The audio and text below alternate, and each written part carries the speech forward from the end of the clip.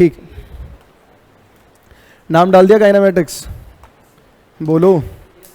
अच्छा, मुझे ऐसा लग रहा है कि आप सबने इंट्रोडक्शन की क्लास तो ले रखी है, राइट ना? स्टार्टिंग में जो इंट्रोडक्शन दिया था मुझे याद है आपने ली हुई है, जिसमें आपको मैकेनिक्स क्या है, काइनेमेटिक्स क्या है, डायनेमिक्स क्या है, राइट ना? डायनेमिक्स प्रॉपर क्या है, स्टैटिक्स क्या है, ये सारी बातें बताई थी। कोई बात नहीं, काइनेमेटिक्स क्या है ये सुन लो। काइनेमेटिक्स ब्रांच है डायनेमिक्स की। किसकी? डायनेमिक्स ब्रांच है मैकेनिक्स की, मैकेनिक्स ब्रांच है फिजिक्स की, राइट ना? तो किसी को पता है कि क्या पढ़ते हैं हम डायनेमिक्स में? मात्र एक बच्चा। मैकेनिक्स का एक पार्ट आ गया क्या? डायनेमिक्स, और एक पार्ट है अपना स्टैटिक्स। इसमें डायनेमिक्स की बात कर रहे हैं कि डायनेमिक्स में क्या पढ़ते हैं हम? मोशन के बारे में पढ़ते हैं, राइट? मतलब बहुत सिंपल बोला जाए तो डायनेमिक्स ना, डायनेमिक्स का इटसेल्फ मतलब मोशन होता है, सही बात है। स्टैटिक्स में क्या, हम ऑब्जेक्ट को जब रेस्ट में पढ़ेंगे तो स्टैटिक, मोशन में पढ़ेंगे तो डायनेमिक्स। अब डायनेमिक्स के दो पार्ट निकल के आते हैं, एक काइनेमेटिक्स और एक डायनेमिक्स प्रॉपर। उसमें से क्या पढ़ने जा रहे हो आप? उसमें से काइनेमेटिक्स पढ़ने जा रहे हो। तो अब इनमें भी कोई डिफरेंस होगा? है तो ये डायनेमिक्स ही, मतलब डायनेमिक्स प्रॉपर और काइनेमेटिक्स दोनों सेम ब्रांच है, मतलब इसमें भी मोशन पढ़ना है, इसमें भी मोशन पढ़ना है। तो क्या डिफरेंस होगा इन दोनों में? बहुत बढ़िया। मतलब काइनेमेटिक्स जिसकी आप शुरुआत करने वाले हो, इसमें मोशन तो पढ़ोगे, लेकिन मोशन के कॉज से कोई लेना देना हमें नहीं है। ऑब्जेक्ट के मोशन के सारे कैरेक्टर पढ़ेंगे हम, सारे कैरेक्टर पढ़ेंगे, मतलब वो कितनी स्पीड से चल रहा है, क्या एक्सेलरेशन है उसके अंदर, राइट ना? इतनी ही स्पीड से चलता रहेगा तो कितने टाइम में कितना डिस्टेंस कवर करेगा। मतलब आप मोशन से रिलेटेड सारी बातें पढ़ने वाले हो। आपको किस बात से मतलब नहीं है कि ऑब्जेक्ट में मोशन आया क्यों, ये मारकर उठाया, मैंने फेंक के मार दिया इसके सर पे, ठीक है, कितनी स्पीड से मारा, जब ये टकराया कोलिजन हुआ, राइट ना?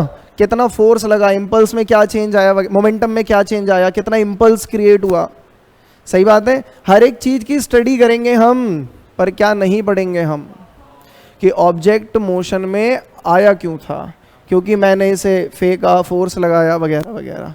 और अगर आप मोशन विद कॉज पढ़ रहे हो तो आपको पता है क्या हो गया, वो हो गया डायनेमिक्स प्रॉपर। उसमें हम ऑब्जेक्ट का मोशन भी पढ़ेंगे और मोशन का कॉज भी पढ़ेंगे कि ऑब्जेक्ट में मोशन आया क्यों है, ठीक है ना? कोई एक एग्जाम्पल दोगे इसका जिसमें हम मोशन भी पढ़ेंगे और मोशन का कॉज भी पढ़ेंगे? एक ही बच्चा सारे आंसर देगा क्या? और तुम सबने ली हुई है क्लास? नो। हाँ, मतलब एक दो को छोड़ दिया जाए, बताओ।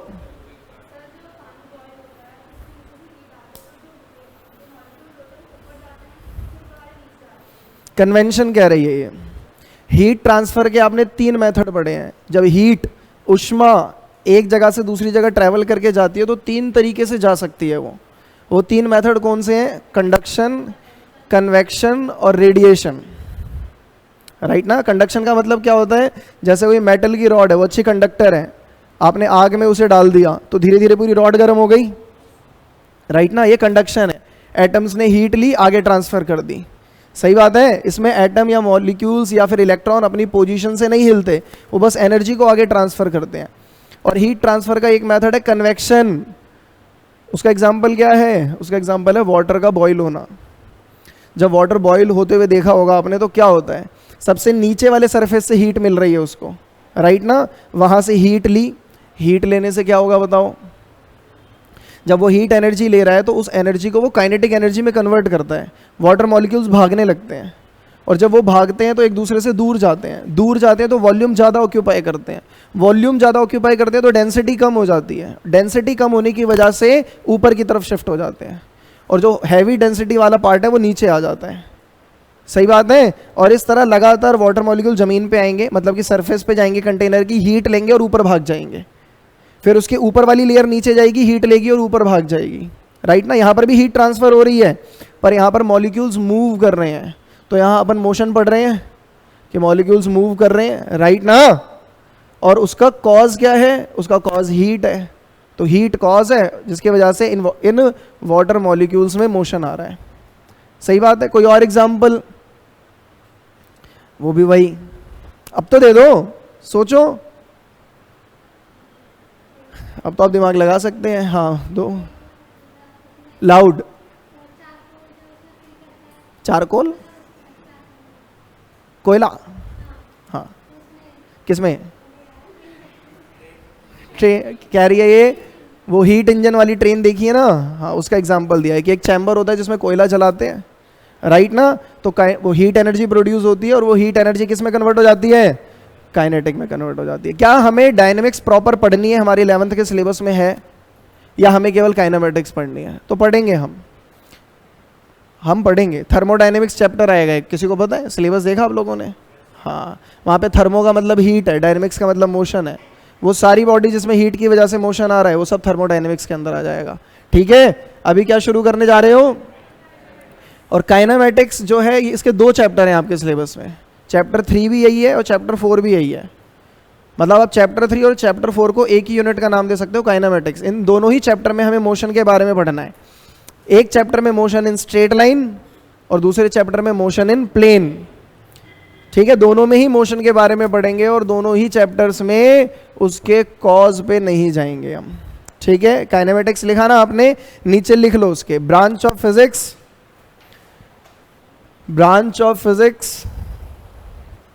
which deals with the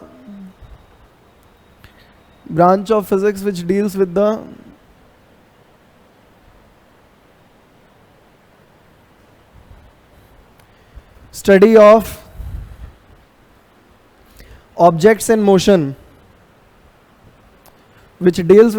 of objects in motion, without actually considering the cause of motion.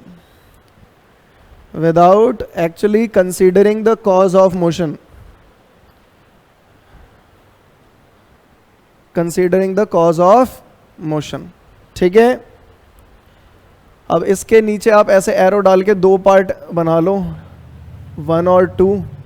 यहां पर अपने चैप्टर 1 का नाम लिख दो, motion in straight line. Motion in straight line लिखो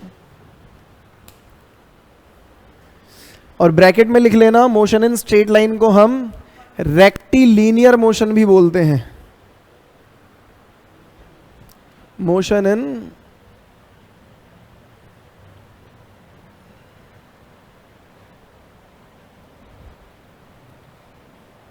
straight line. Motion in straight line का एक और नाम है रेक्टिलीनियर मोशन या फिर motion in one dimension. Motion in one dimension easy है। अरे रेस्ट और मोशन क्या होता है, ये तो बेसिक टर्म है, हमें पता है ना। इस पे भी बात कर लें थोड़ी सी, फिर आगे बढ़े। इंट्रोडक्शन की क्लास में हमने इस पे भी बात करी हुई है, पर फिर भी इस पे बात कर लेते हैं।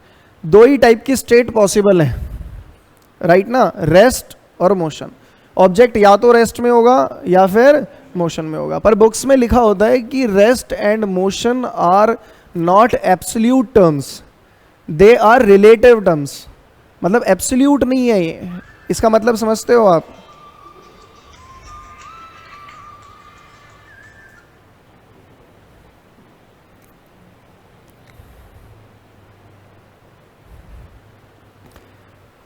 क्या बता रहे थे? हाँ, मतलब आप 100% नहीं कह सकते कि कोई ऑब्जेक्ट रेस्ट में ही है या फिर मोशन में ही है। रेस्ट और मोशन एक दूसरे से रिलेट करते हैं। एक ऐसा ऑब्जेक्ट जो आपके लिए रेस्ट में है वो किसी और के लिए मोशन में हो सकता है। समझ गए? जैसे मोबाइल रखा हुआ है सामने, दिख रहा है, रेस्ट में है या मोशन में? लाउड। किसी को लग रहा है मोशन में है? आपको लग रहा है मोशन में? आपको मोशन में लग रहा है? टेबल मोशन में है, टेबल भी रेस्ट में। हाँ, मतलब आप जिस कंसेप्ट की बात कर रहे हो मुझे पता है, आपको पता है, उसको बोलते हैं हम फ्रेम ऑफ रेफरेंस, कि आप किस रेफरेंस पॉइंट से उसे देखोगे। हाँ, अभी के रेफरेंस पॉइंट के हिसाब से डेफिनेटली रेस्ट पर है। हम किसी ऑब्जेक्ट की स्टेट उसकी सराउंडिंग के हिसाब से देखेंगे। ये जो मोबाइल रखा हुआ है ये टाइम के रिस्पेक्ट में और अपने नेबरिंग ऑब्जेक्ट के रिस्पेक्ट में अपनी पोजीशन को चेंज नहीं कर रहा। नहीं कर रहा ना, टाइम बदलता जा रहा है पर इस वॉल से इसका डिस्टेंस उतना ही है। चेंज हो रहा है क्या? नहीं ना। इस कपड़े से इसका डिस्टेंस चेंज हो रहा है क्या? इस कैमरे से इसका डिस्टेंस चेंज हो रहा है क्या? मॉनिटर से हो रहा है? नहीं हो रहा ना। मतलब टाइम के साथ साथ अपने नेबरिंग ऑब्जेक्ट के रिस्पेक्ट में पोजीशन नहीं बदल रहा है, इसलिए किस में है? रेस्ट में है। और अगर बदल रहा होता तो ये वही बात हुई कहने वाली, राइट ना। आप जिस कंसेप्ट की बात कर रहे थे वो था फ्रेम ऑफ रेफरेंस। हाँ, इस मोबाइल को आप मोशन में प्रूव कर सकते हो पर उसके लिए आपको फ्रेम छोड़ना पड़ेगा, है ना। हाँ, बच्चे चांद तक चले गए हमारे। कौन जा रहे हैं चांद पे? 1 2 3। तो बताओ मुस्कान जी, कैसे चांद के रिस्पेक्ट में ये मोशन में कैसे है?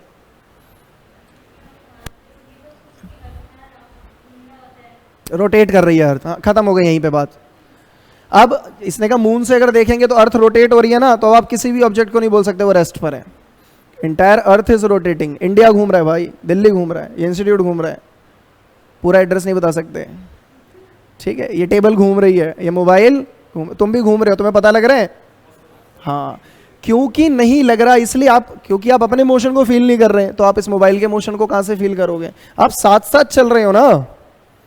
इसके बहुत सारे एग्जाम्पल आपने क्लास 9th में पढ़े हैं। अब कार के अंदर चल रहे हैं, हम कार में बैठे हुए हैं, चलो ठीक है, अपने लेवल के हिसाब से एग्जाम्पल सेलेक्ट कर लो। बस में चल रहे हो, मैं तो बढ़ा रहा था, कार में ले चल रहा था तुम्हें।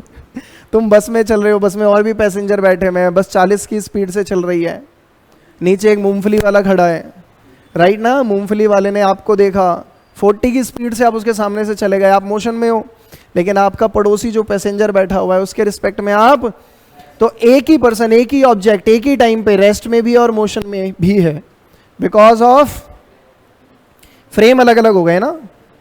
जो आपके बगल में पैसेंजर बैठा है, जो एक्चुअल में अभी ऑब्जर्वर का काम कर रहा है, जब वो आपको देखता है तो आप रेस्ट में हो। क्यों? क्योंकि वो अपने मोशन को फील नहीं कर रहा, वो खुद भी आपके साथ साथ 40 की स्पीड से मूव कर रहा है, राइट ना। फ्रेम ऑफ रेफरेंस पढ़ने के लिए सबसे मेन पॉइंट जो आपको पता होना चाहिए कि जो ऑब्जर्वर है, observer always feels itself to be at rest. Observer हमेशा खुद को रेस्ट में फील करता है, और यही कारण है कि वो कई बार अपने मोशन को सामने वाले ऑब्जेक्ट में देखता है। समझ गए? ऐसा हो सकता है कि ऑब्जेक्ट रुका हुआ हो पर ऑब्जर्वर को वो मोशन में दिख रहा हो। एग्जाम्पल, जब आप कहीं ट्रेन में जा रहे हो तो लगता है पेड़ पीछे जा रहे हैं, पेड़ में मोशन है, पेड़ में जड़ों ने जमीन को पकड़ रखा है, हिल भी नहीं सकते वहां से, वो पीछे जा रहे हैं। समझ गए? क्यों? क्योंकि ऑब्जर्वर अपने मोशन को फील नहीं कर रहा, वो खुद को हमेशा रेस्ट में फील करता है, और वो खुद आगे जा रहा है, उसको लग रहा है मैं तो रुका ही हुआ हूं, मतलब ये पीछे जा रहे हैं। समझ गए ना? तो मेन ये पॉइंट ध्यान में रखना है कि ऑब्जर्वर की जब भी हम बात करते हैं तो उसकी वेलोसिटी कितनी, वो अपने आप को किस में फील करेगा? रिलेटिव वेलोसिटी करने के कुछ तरीके होते हैं कि ऑब्जर्वर की वेलोसिटी 0 कर दो, चाहे वो मोशन में भी हो, मतलब उसके फ्रेम से देखना है आपको दुनिया को, तो उसको हमेशा किस में रखना है? रेस्ट में रखना है। प्रैक्टिकली भी ऐसा ही होता है, ऑब्जर्वर अपने मोशन को फील नहीं करता, और यही क्रिएट करता है सेम स्टेट में होने के बावजूद भी ऑब्जेक्ट को डिफरेंट स्टेट में देखना। समझ रहे हो बात को? तो रेस्ट और मोशन की कहानी भी क्लियर है। अब इसको लिखवाना तो टाइम वेस्ट है, टाइम वेस्ट है ना। एक बार रेस्ट की डेफिनेशन बोलो, वैसे कोई कहीं नहीं पूछेगा आपसे, पर आपकी नींद भगाने के लिए कर रहा हूं मैं ये। डिफाइन करो, ऑब्जेक्ट रेस्ट पर है। वाह, मस्त डिफाइन किया इसने, वो मूव नहीं कर रहा। इतना स्ट्रेट नहीं होना भाई, आप करो गौरव जी।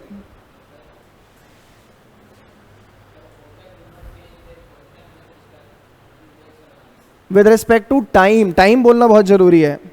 देखो ऐसा है ना, बात सुनो, फ्रेम चेंज करने पर लगभग सारी चीजें चेंज होती हैं।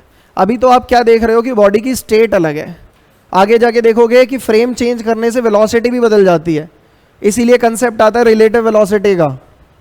फ्रेम चेंज होने से बॉडी का एक्सेलरेशन भी बदल जाता है, रिलेटिव, तभी तो टर्म आ रही है, ठीक है। फ्रेम चेंज करने पर क्या चीज नहीं चेंज होती, ध्यान रखें।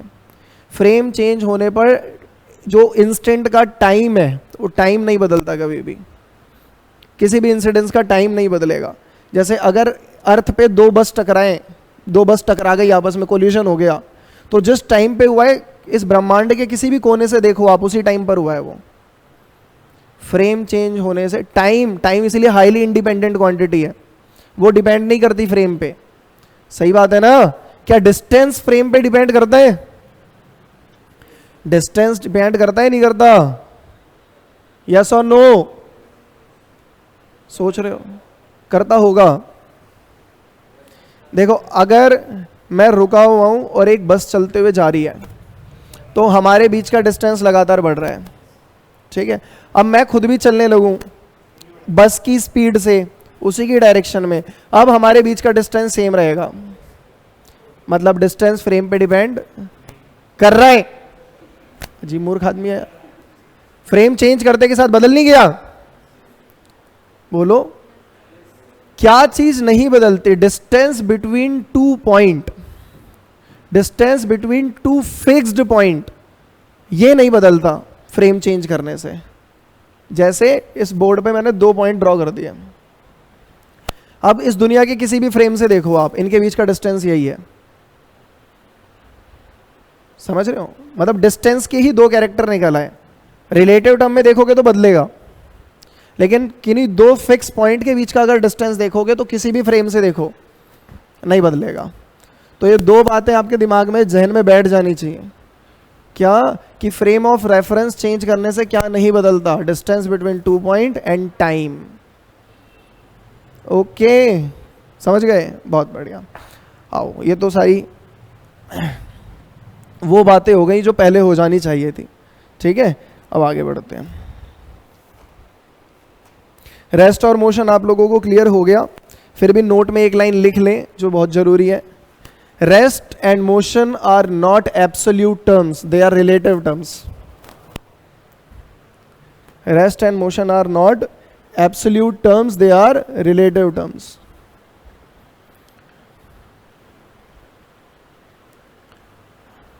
ओके,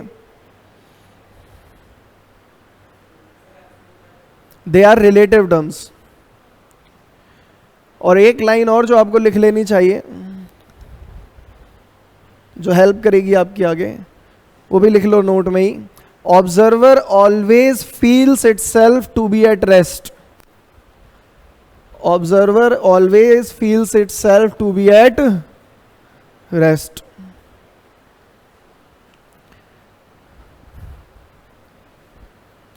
तो रेस्ट और मोशन की तो पूरी कहानी क्लियर हो गई आपको, ठीक है। अब बहुत बेसिक चीज़ों से चालू करेंगे। जैसे टॉपिक डाल दो, distance and displacement. Distance and displacement.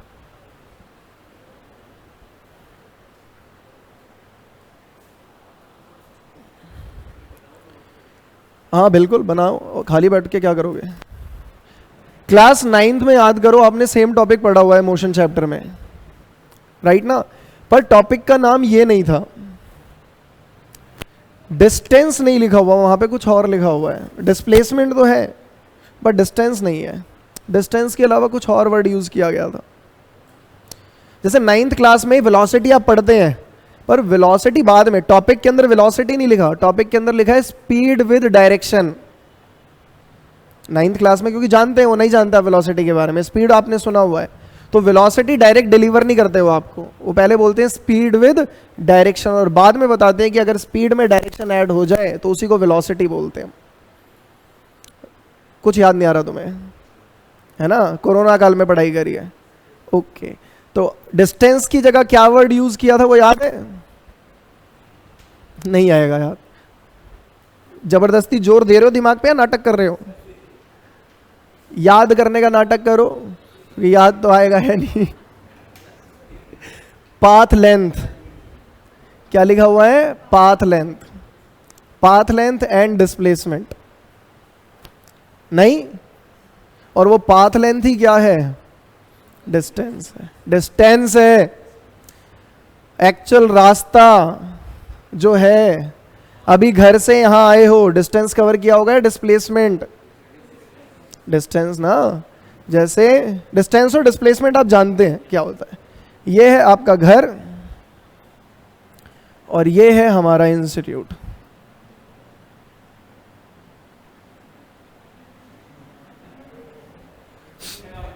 है मंदिर तो है ही, बिल्कुल है। तो आप घर से निकले, घूमते घामते 2-4 प्लेट मोमोज लपेटते हुए पहुंच गए, कहीं से भी आए हो। तो ये क्या कवर किया आपने? तो अच्छा, और डिस्प्लेसमेंट क्या होता? सब पता है आपको कि इनिशियल और फाइनल पोजीशन का सबसे छोटा रास्ता, सबसे छोटा रास्ता क्या होगा? कि यहां से गायब हो जाए और वहां प्रकट हो जाए। सही है ना? तो वो तो होगा नहीं, तो बेस्ट क्या है? स्ट्रेट लाइन, ऐसे ही जाओ। बात करेंगे, अभी नहीं, ठीक है। डिस्टेंस और डिस्प्लेसमेंट में फर्क दिख रहा है? अब अगर फर्क दिख रहा है तो क्वेश्चन का आंसर दो। क्या दो फिक्स पॉइंट के बीच का डिस्टेंस अलग अलग हो सकता है? हम रास्ता कुछ और भी सेलेक्ट कर सकते हैं। यहां से चले जाओ, मतलब distance is a state variable. Distance path पे डिपेंड, इनिशियल और फाइनल पोजीशन। आप पाथ कुछ भी सेलेक्ट कर सकते हैं। आप घर से निकल जाएं, एयरपोर्ट चले जाएं, चेन्नई चले जाएं, वापस आ जाएं, कैब करें, इंस्टीट्यूट आ जाएं, मुझे कोई मतलब नहीं है इस बात से। 12:30 बजे यहाँ आ जाओ बस। सही बात है ना? तो क्या है ये? स्टेट वेरिएबल है, केवल इनिशियल और फाइनल पोजीशन पे डिपेंड कर रहा है। क्या डिस्प्लेसमेंट भी स्टेट वेरिएबल है? पाथ वेरिएबल है, पाथ पे डिपेंड करता है, फिक्स पाथ है, राइट ना? Very good. और एक चीज और देखो, आप फाइनल पोजीशन तक पहुंचने के लिए आप किसी भी डायरेक्शन में जा सकते हो, घूम घाम के पहुंच जाएंगे हम, ठीक है। बट डिस्प्लेसमेंट में क्योंकि स्ट्रेट लाइन है, इसलिए आपको हमेशा एक यूनिक डायरेक्शन ही सेलेक्ट करनी पड़ेगी। अगर आपने डायरेक्शन में जरा सा चेंज किया तो आप अपनी फाइनल पोजीशन पे कभी नहीं पहुंचने वाले। सही बात नहीं है? बोलो। तो डिस्टेंस क्या है? डिस्टेंस स्केलर फिजिकल क्वांटिटी है, राइट ना? और डिस्प्लेसमेंट वेक्टर फिजिकल क्वांटिटी। ये भी समझ में आ गया? बहुत बढ़िया। अच्छा, ये देख के हमें एक चीज और पता लगती है कि डिस्टेंस की वैल्यू डिस्प्लेसमेंट से ज्यादा ही होगी। ज्यादा ही होगी ना? अरे यार, जब आम पूछे तो आम बताओ, ठीक है। इमली पे आएंगे अभी। मैं कह रहा हूं यहां देख के हमें क्या पता लगता है अभी? वो सही बात है, ज्यादा होगी। हाँ, बराबर भी हो सकती है। अगर आप स्ट्रेट लाइन में ही चल रहे हो तो क्या बात हो गई, फिर तो बराबर ही हो गए। अच्छा, बताना मैं सही कह रहा हूं या गलत कह रहा हूं, ध्यान से सुन के बताना। अगर बॉडी स्ट्रेट लाइन में चल रही है तो डिस्टेंस और डिस्प्लेसमेंट हमेशा इक्वल होंगे।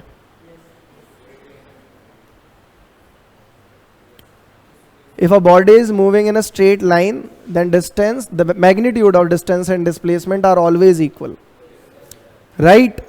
किसी को कुछ भी ऐड नहीं करना इसमें कि सर कुछ गलत कर रहे हो आप, कुछ गलत है। हाँ हाँ हाँ, अगर फालतू बात नहीं है, ठीक है ना? नहीं, स्ट्रेट का मतलब बताऊं तुझे, यदि आपकी वस्तु सीधी रेखा में गमन कर रही है तो जो दूरी है वो और विस्थापन होगा वो हमेशा बराबर होंगे। Right answer. स्ट्रेट लाइन में कहना 100% राइट नहीं है, क्योंकि स्ट्रेट लाइन में आप रिवर्स भी तो आ सकते हैं। मैं 500 मीटर गया, 100 मीटर वापस आ गया, मैंने डिस्टेंस ट्रेवल किया 600 मीटर, बट मेरा डिस्प्लेसमेंट है 400 मीटर, राइट ना? तो आप ये नहीं कहोगे कि बॉडी अगर स्ट्रेट लाइन में चल रही है तो डिस्टेंस और डिस्प्लेसमेंट हमेशा बराबर होंगे। तो क्या बोलें? अगर बॉडी एक यूनिक डायरेक्शन में चल रही है तो डिस्टेंस और डिस्प्लेसमेंट हमेशा बराबर होंगे। यूनिक डायरेक्शन मतलब वो इधर जा रही है तो इधर ही जा रही है, इसमें तो आपने रिवर्स कर दिया ना, 180 से डायरेक्शन चेंज कर दी, राइट ना? कुछ जा भी रहा है। हाँ, तो अगर तो रिस्पॉन्स ऐसे दिया करो कि लगे कि समझ आ रहा है। तो अगर हम एक ही डायरेक्शन में मूव कर रहे हैं तो हमारा डिस्टेंस और डिस्प्लेसमेंट हमेशा इक्वल होगा, ठीक है। कई बार बोलते हैं बच्चे ऐसा कि सर अगर हम स्ट्रेट लाइन में मूव कर रहे हैं, जो कि 100% राइट नहीं है, स्ट्रेट लाइन में आप वापस आ सकते हो। अभी तो हम जो चैप्टर पढ़ रहे हैं उसमें तो बिल्कुल ही गलत है, क्योंकि अपना चैप्टर का नाम ही मोशन इन स्ट्रेट लाइन है, स्ट्रेट लाइन रेक्टिलिनियर, तो उसमें तो हम वापस आएंगे ही आएंगे, पूरी दुनिया ही वन डायमेंशन है। सही बात है, डिस्टेंस और डिस्प्लेसमेंट क्लियर हो गया। अब ऐसा करो, बस इसको ना डिफरेंस की पॉइंट में पढ़ लो, ऐसे लाइन डाल के एक तरफ डिस्टेंस और एक तरफ डिस्प्लेसमेंट लिख लो फास्ट।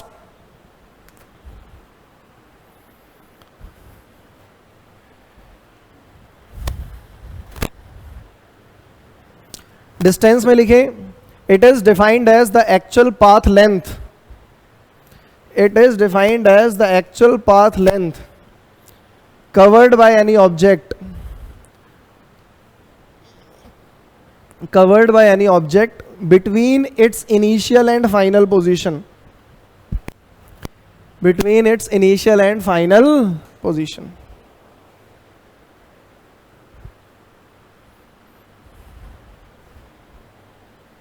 अब डिस्प्लेसमेंट में लिखो, it is defined as the shortest distance, it is defined as the shortest distance between initial and final position, it is defined as the shortest distance between initial and final position. देखो displacement को define करने में भी आपने distance का use किया है, right ना। मतलब जितने भी डिस्प्लेसमेंट्स हैं वो डिस्टेंस हैं, पर जितने भी डिस्टेंसेस हैं वो डिस्प्लेसमेंट नहीं है। सही बात है, all the displacements are distance but all the distances are not displacement. पकड़ में आ गई ना ये बात भी। हाँ, दूसरा पॉइंट लिखो, displacement is a vector physical quantity that is having magnitude as well as direction, that is having magnitude as well as direction. Distance में लिखो,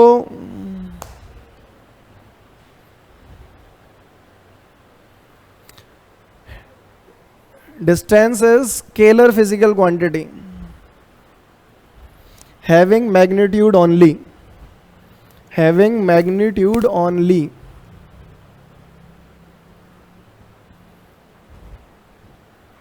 क्लियर है।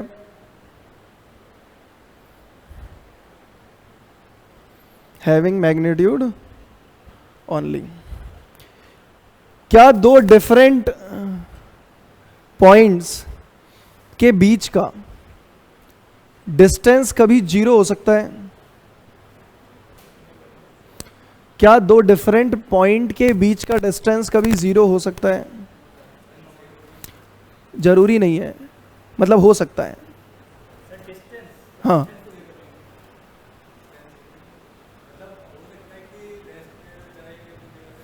तो वो डिफरेंट पॉइंट पे पहुंच जाएगा। ध्यान से सुनो बात, क्या दो डिफरेंट पॉइंट के बीच का डिस्टेंस कभी जीरो हो सकता है? नो बोलना है इसमें, इतना सोचना क्या। और डिस्प्लेसमेंट, तो आंसर है नो सर। आप सुन नहीं रहे बात को। दो डिफरेंट पॉइंट, ध्यान क्यों नहीं देते बातों पे? देख ऐसे ही फंस जाते हैं, क्योंकि वो रट के आए हैं। डिस्टेंस जीरो हो सकता है, नहीं हो सकता, डिस्प्लेसमेंट हो सकता है। और अभी एग्जांपल पूछे तो sir object moving in a circular path. बातें तो सुनो, सामने वाला बोल क्या रहा है। मतलब क्वेश्चन कुछ भी हो, आंसर मेरा फिक्स है। मैं अपना आंसर घर से तैयार करके आया हूं।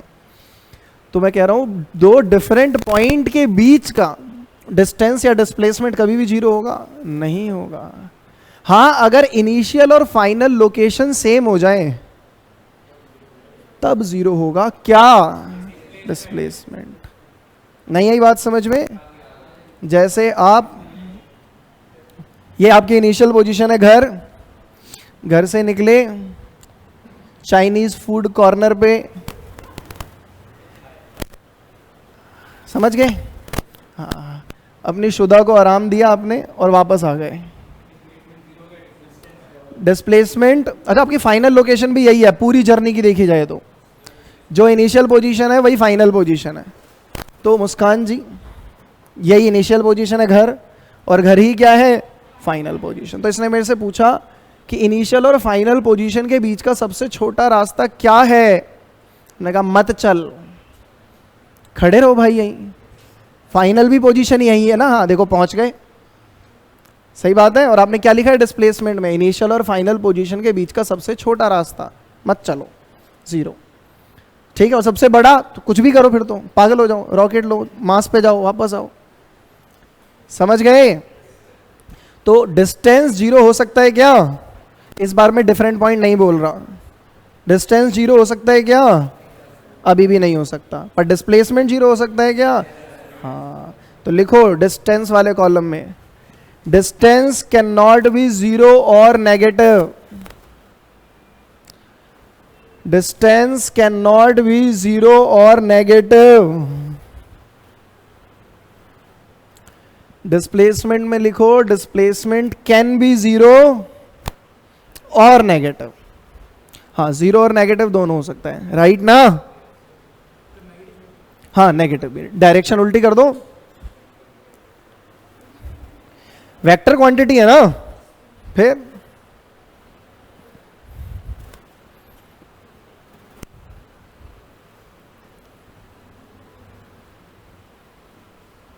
क्या मैं ये कह सकता हूं कि डिस्टेंस टाइम के साथ हमेशा इंक्रीज होगा? ज्यादा से ज्यादा वो सेम रह सकता है पर कभी कम नहीं हो सकता। पर डिस्प्लेसमेंट टाइम के साथ इंक्रीज या डिक्रीज या सेम कुछ भी हो सकता है। बात समझ में आ रही है? डिस्टेंस टाइम के साथ हमेशा इंक्रीज ही होगा, डिक्रीज नहीं हो सकता। पॉइंट ये है, क्योंकि एक्चुअल पाथ लेंथ है, जैसे ही चलोगे बढ़ जाएगा, राइट ना? बट डिस्प्लेसमेंट, जाओ वापस आ जाओ, 0 भी हो सकता है, नेगेटिव भी हो सकता है, राइट ना? तो ये पॉइंट लिखना चाहोगे?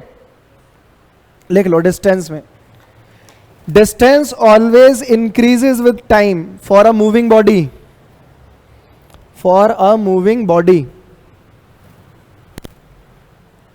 For a moving body.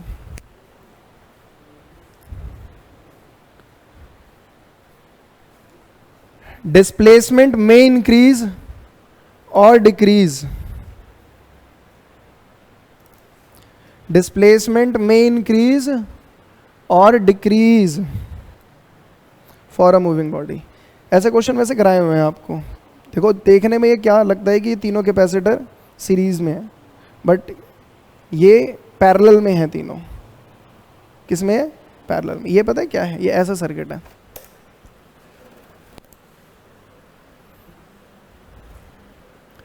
Wheatstone bridge पढ़ा था ना हमने।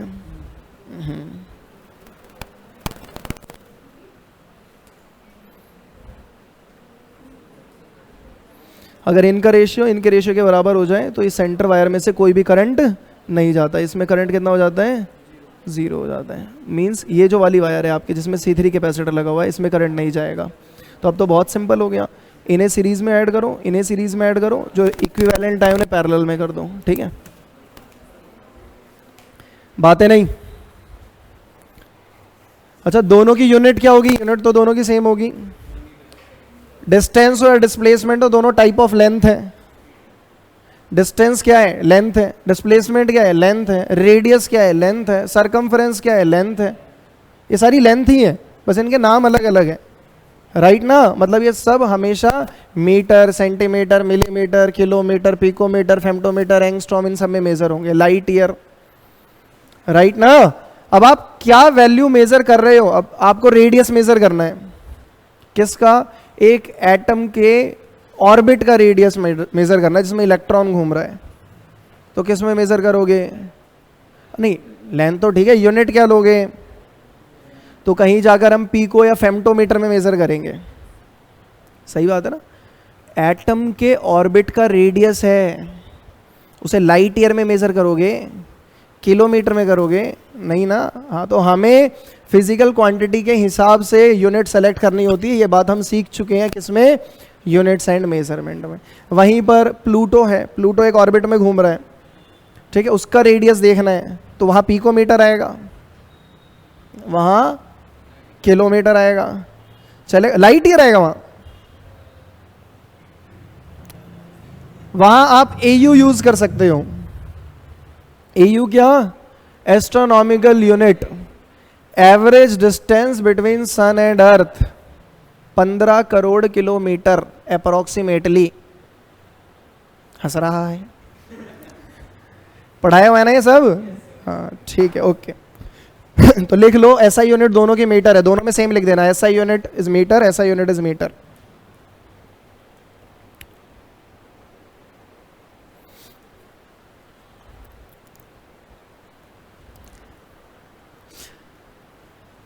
आप बाइक या कार चलाते हैं, कोई भी व्हीकल चलाते हैं, उसमें एक ऑडोमीटर होता है, एक स्पीडोमीटर होता है, राइट ना। ऑडोमीटर क्या मेजर करता है, डिस्टेंस या डिस्प्लेसमेंट, पक्की बात, तय बात है, ठीक है। और स्पीडोमीटर क्या मेजर करता है, कौन सी स्पीड, एवरेज, व्हीकल की एवरेज स्पीड जिससे चल रहा है। तो मतलब अगर मैंने 100 किलोमीटर ट्रैवल किया और बीच में मैंने कई बार स्पीड बदली है अपनी, रुकी भी है, तो मेरा स्पीडोमीटर एवरेज स्पीड बताएगा मुझे उस टाइम पर, जहां पर चेक कर रहे हो उस टाइम पर स्पीड बताएगा। मतलब स्पीडोमीटर आपको इंस्टेंटेनियस स्पीड बताता है।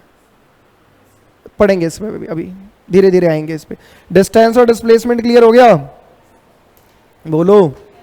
हाँ, इस पे बेस कुछ हल्के से क्वेश्चन, क्या ही क्वेश्चन होंगे इस पे, जल्दी जल्दी बता देना, लिखने की भी नीड नहीं आपको, ठीक है ना। एक नंबर लाइन ड्रॉ कर ली हमने, स्ट्रेट लाइन तो ऐसी ही होती है।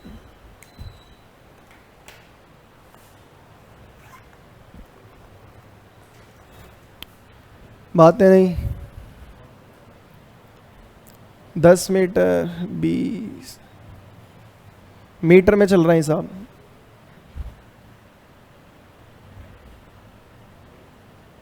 माइनस प्लस खुद देखेंगे आप, ठीक है।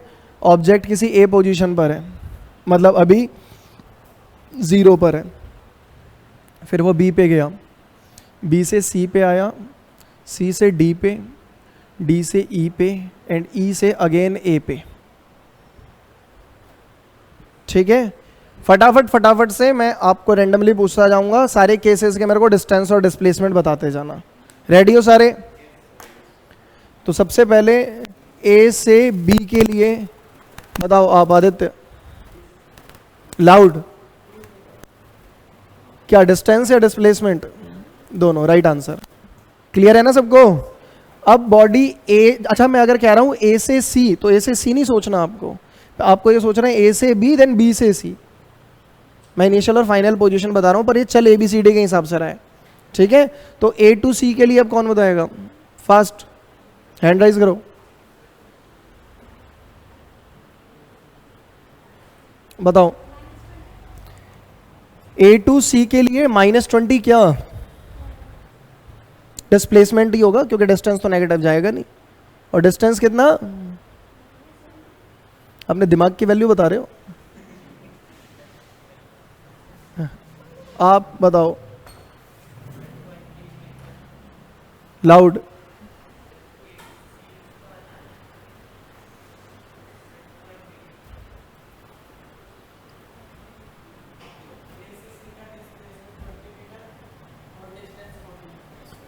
ठीक है, राइट आंसर। तो A to C डिस्टेंस कितना? पहले वो B पे गया, 30 ट्रैवल किया, फिर 30 से 20 10 और ट्रैवल किया, तो डिस्टेंस हो गया 40, डिस्प्लेसमेंट हो गया शॉर्टेस्ट डिस्टेंस 20, ठीक है। A to D फास्ट, बताओ रिद्धिमा।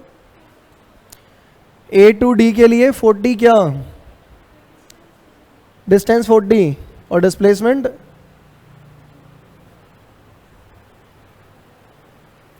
मूर्ख हो क्या मुझे लग रहा है हो। हाथ नीचे सिंगम, बताओ।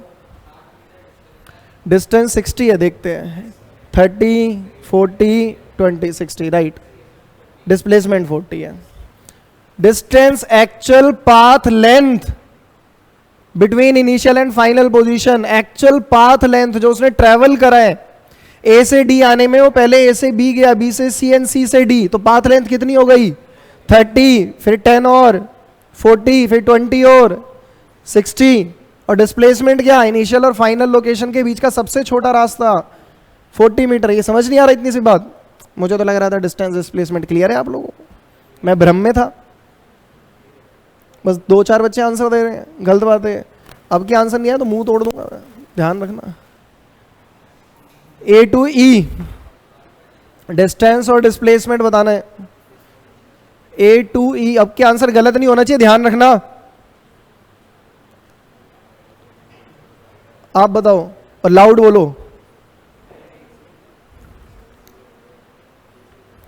हाथ क्यों उठा रहा था यार, जब कैलकुलेट ही नहीं किया अभी तक? कर लो आराम से।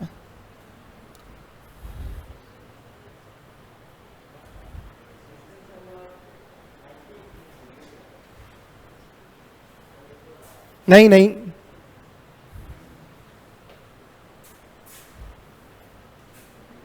बताओ। यहां नहीं, कैमरे में आने चाहिए आप। स्मार्ट बच्चों को कैमरे में बुलाएंगे हम ताकि हमारे व्यूज आए। इधर आ, हाथ पकड़ के लेकर आऊं। हाँ, अब बताओ, समझाओ सबको, डिस्टेंस कितना, डिस्प्लेसमेंट कितना। ए टू ई के लिए बताना है। डिस्टेंस 90, कैसे बताओ? ए टू सी पहले क्या है, बात है नहीं? ए टू बी 30, हाँ 20 नहीं 10, 40 हो गया। हाँ जी, कितना और ट्रैवल किया? हाँ कितना हो गया 60। अब 60 से नहीं, रॉन्ग। अब ये 60 में 30 ऐड कर रहे हैं, यहां से यहां नहीं आया, इस तरह गया है ना, तो 40 + 30 डिस्टेंस तक। कमाल है।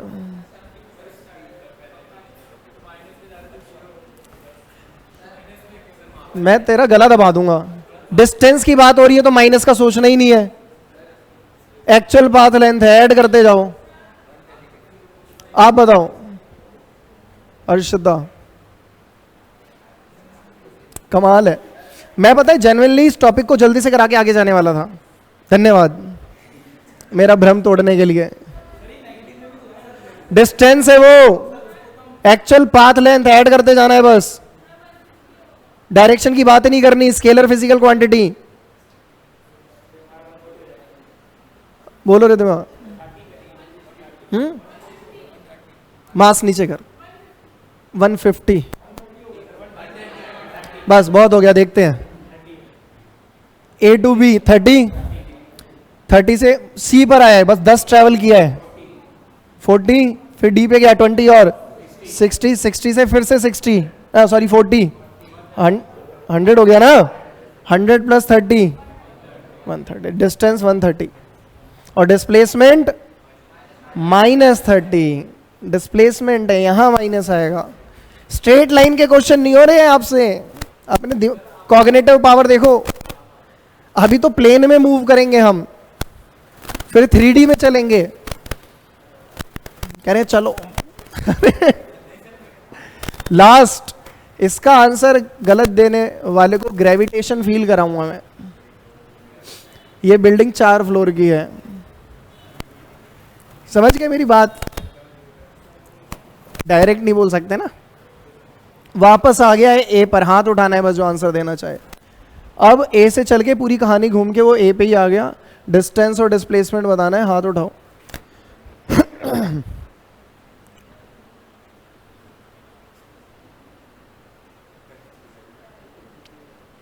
चलो अच्छा लग रहा है, हाथ तो सबके उठ गए। अब देखते हैं कि होगा क्या।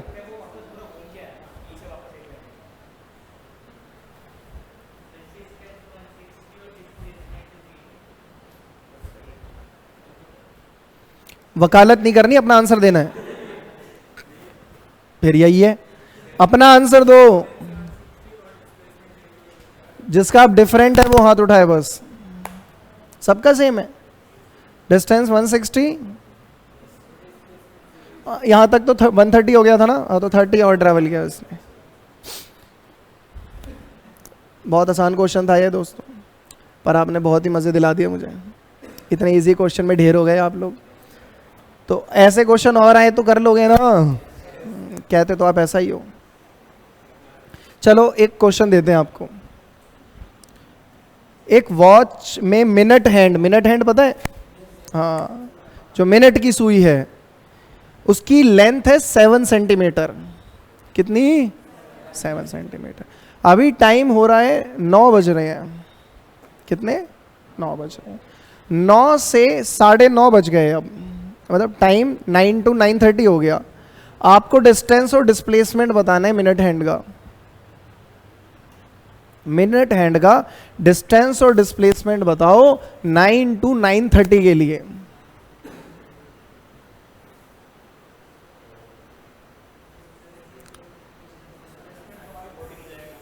डिस्प्लेसमेंट 14 सेंटीमीटर हो जाएगा राइट आंसर, क्योंकि जब 9 बज रहे होंगे तो जो मिनट हैंड होगा वो 12 पर होगा और 9:30 बजे आ जाएगा 6 पे।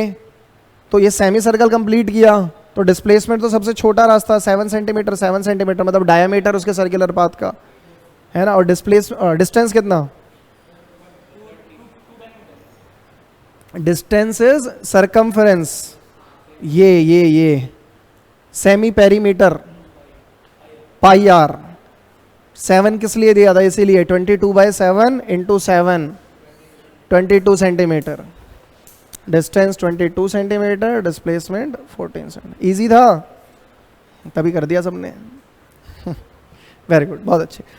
तो डिस्टेंस और डिस्प्लेसमेंट तो क्लियर हो गया आपको। ये रेशियो 9:45 में 9 बज रहे हैं और 9 से फिर वो किस पे आ गया? 45 पे आ गया। तो निकाल लो, क्या दिक्कत है? डिस्प्लेसमेंट निकालने के लिए आपको अब एक राइट एंगल ट्रायंगल बताते हैं। देखो मिनट हैंड 9 बजे यहां पर, 9:45 पे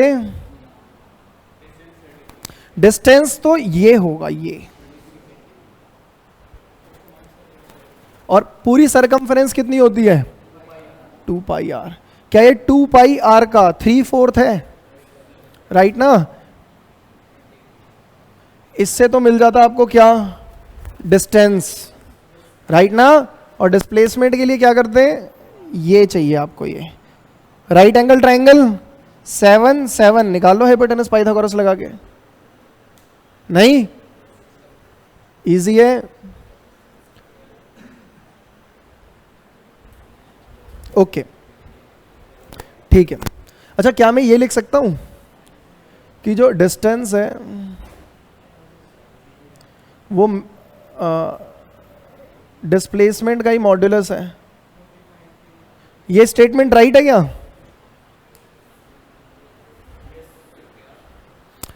क्या क्या क्या क्या क्या क्या ये मतलब आपके सामने एक इक्वेशन लिख दी, आपको बस ये बताना है कि आपके अकॉर्डिंग ये सही है या गलत है।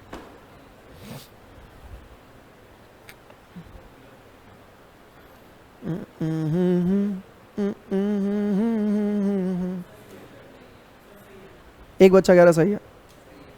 यार साइन वाइन हटा दो तो डिस्प्लेसमेंट डिस्टेंस ही बन जाएगा, तो गलत है। अब कंडीशन लगाते हैं फिर ये सही हो जाएगा। अगर बॉडी स्ट्रेट लाइन में मूव कर रही है, स्ट्रेट लाइन में मूव कर रही है और सिंगल डायरेक्शन में मूव कर, मतलब आप ये कह लो सिंगल डायरेक्शन में मूव कर रही है, तब सही है ये।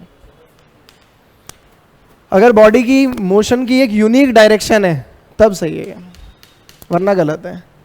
राइट ना। अच्छा, ये कि जो डिस्टेंस है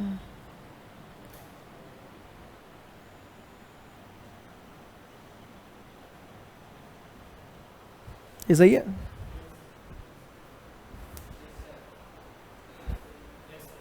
ये सही है। डिस्टेंस हमेशा बड़ा या बराबर होगा डिस्प्लेसमेंट के। बहुत अच्छे, ये तो सीख गए आप लोग। Next, speed.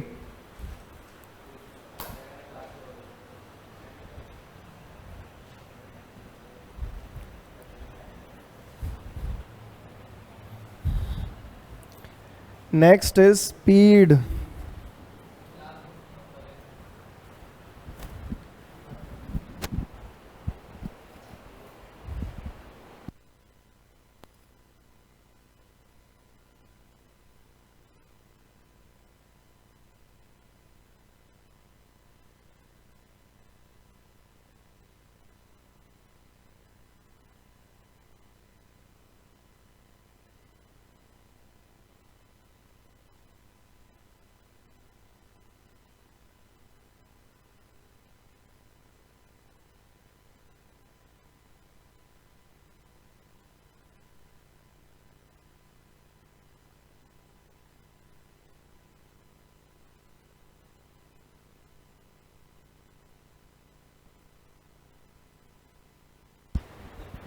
आगे बढ़ते हैं, डाल दिया टॉपिक स्पीड।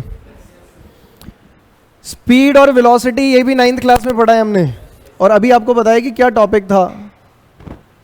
स्पीड तो स्पीड ही है, वेलोसिटी को 9th क्लास की एनसीईआरटी लिखती है speed with direction.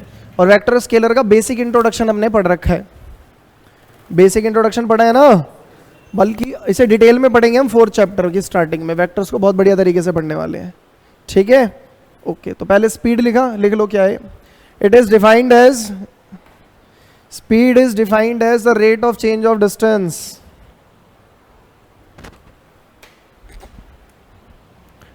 Speed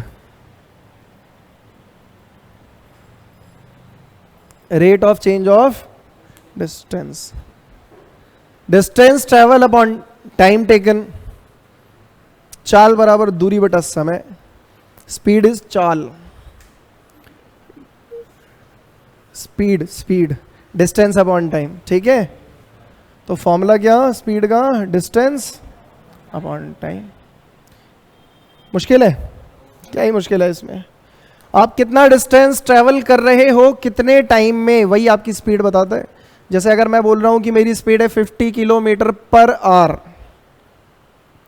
50 kilometre पर, इसका मतलब क्या है, पर आवर, हर एक घंटे में कितने किलोमीटर, 50 किलोमीटर, 50 किलोमीटर प्रति घंटा, मतलब हर एक घंटे में, हर एक आवर में अगर मैं इतनी ही स्पीड से चलता रहूं तो मैं एक घंटे बाद 50 किलोमीटर ट्रेवल कर लूंगा, राइट ना।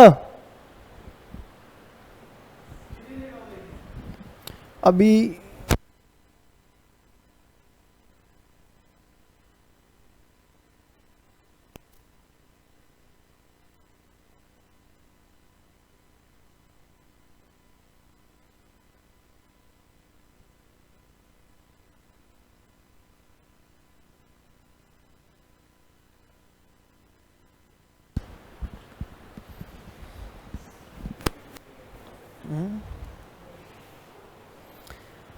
स्पीड, अच्छा क्या बता रहा था मैं, यूनिट ना, किलोमीटर पर आवर, क्लियर है। अच्छा कहीं लिखा हुआ देखा है आपने किलोमीटर पर मिनट या किलोमीटर पर सेकंड। अगर ऑब्जेक्ट की स्पीड बहुत ही ज़्यादा हो जाए तो हम ऐसी बातें कर लेते हैं, वरना इन जनरल हमें किलोमीटर के नीचे आर ही देखने को मिलता है और मीटर के नीचे सेकंड दे। इसलिए कन्वर्जन भी अपना यही आता है कि कैसे किलोमीटर पर आवर को मीटर पर सेकंड में कन्वर्ट करें और मीटर पर सेकंड को किलोमीटर पर आवर में। बहुत ज़्यादा, मतलब जैसे आप बात कर सकते हो इलेक्ट्रॉन की स्पीड की, इलेक्ट्रॉन है बहुत छोटा पार्टिकल पर चलता बहुत ही खतरनाक तरीके से है। आप बात कर सकते हो लाइट की स्पीड की, लाइट की स्पीड हम बोलते हैं 3 लाख किलोमीटर पर सेकंड। अरे इसे पर आवर में बोलोगे तो कहाँ ही चली जाएगी ये वैल्यू, राइट ना। एक सेकंड में 3 lakh kilometre travelling, 3 lakh, 3 into 10⁸ metre या फिर 3 इंटू 10⁵ किलोमीटर। ओके बोलो हाँ। और किलोमीटर पर आवर को मीटर पर सेकंड में कन्वर्ट करना, मीटर पर सेकंड को किलोमीटर पर आवर में कन्वर्ट करना, ये तो आप जानते ही हैं, जानते हो ना। आपने पढ़ा है कि किलोमीटर पर आवर को मीटर पर सेकंड में ले जाना है तो उसे मल्टीप्लाई कर दो, मीटर पर सेकंड से किलोमीटर पर आवर में जाना है तो इसे मल्टीप्लाई कर दो।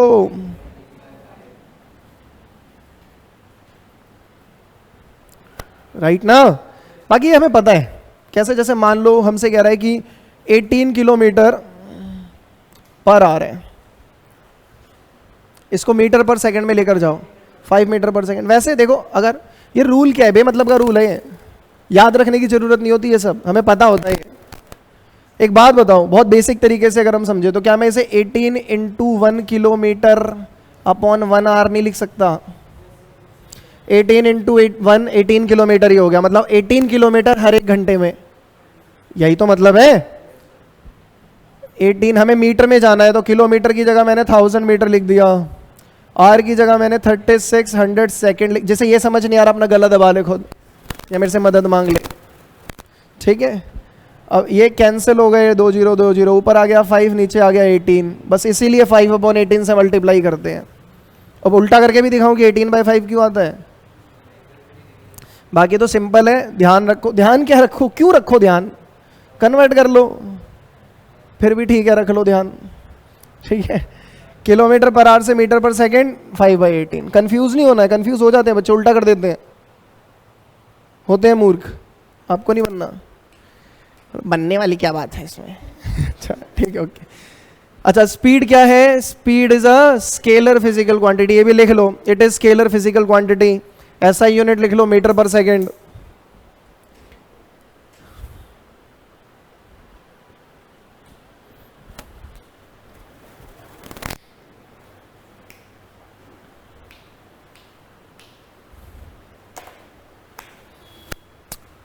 हो गया।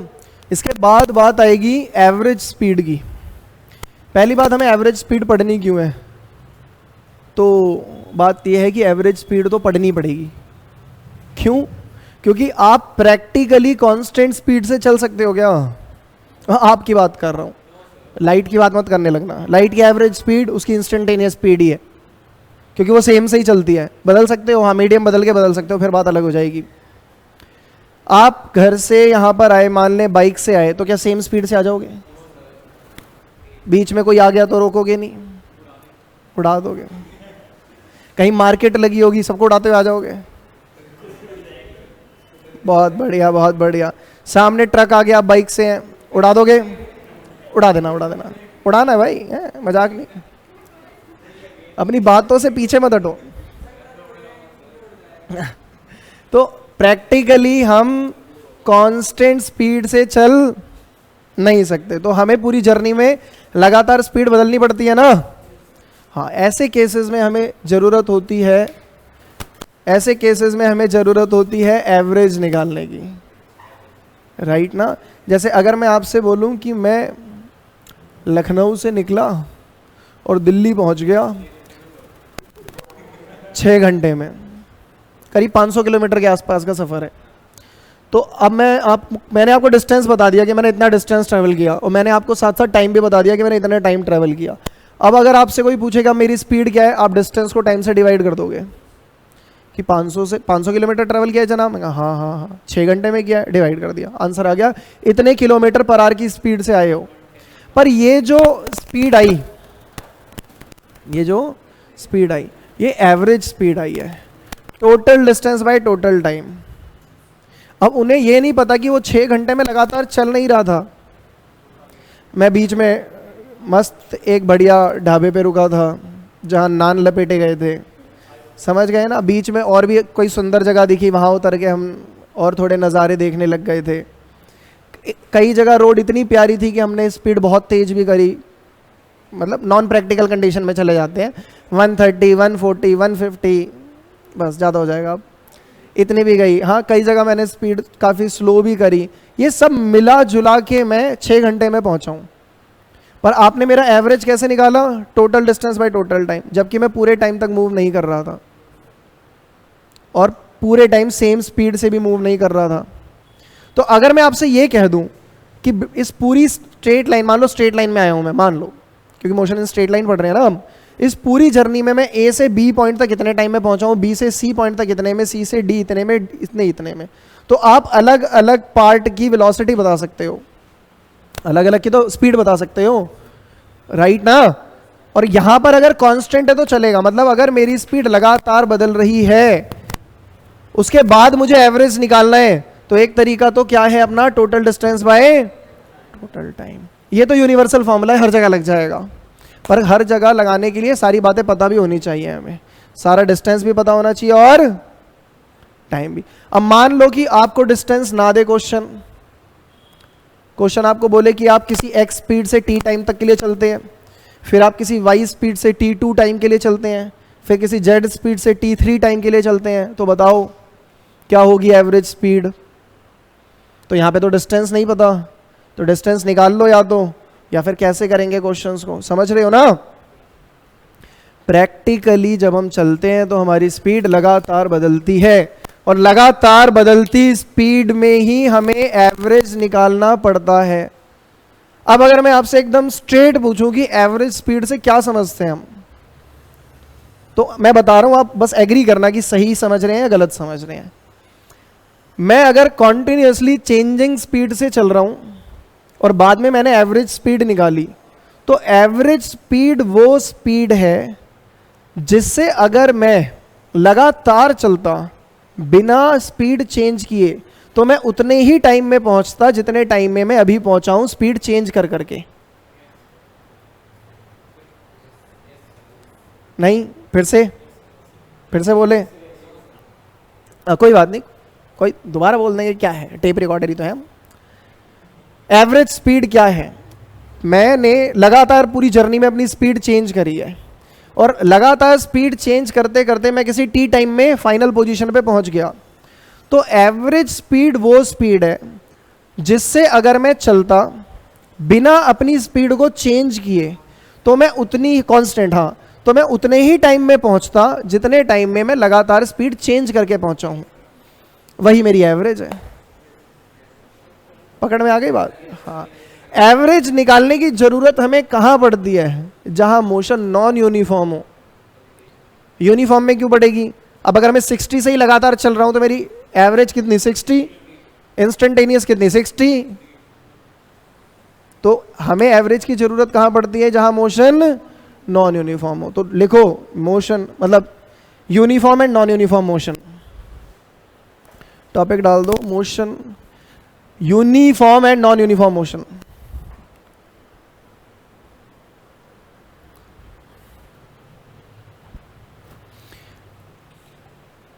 और मुझे जल्दी से याद करके बताओ कि हमने ये टॉपिक 9th क्लास में पढ़ा या नहीं, पक्की बात है ना। थोड़ा सा पढ़ा है, 250 ग्राम, थोड़ा सा क्या होता है, स्वाद अनुसार थोड़ा सा पढ़ा है। पूरा ही पढ़ा है, मैं याद दिलाता हूं, या कोई और याद दिलाना चाहेगा।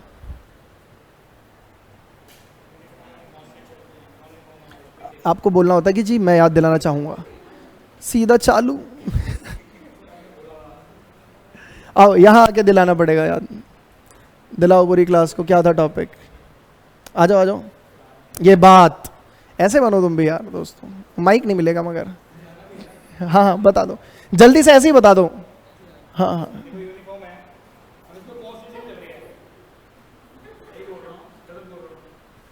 बहुत बढ़िया बोल रहे हो आप, जो भी बोल रहे हो।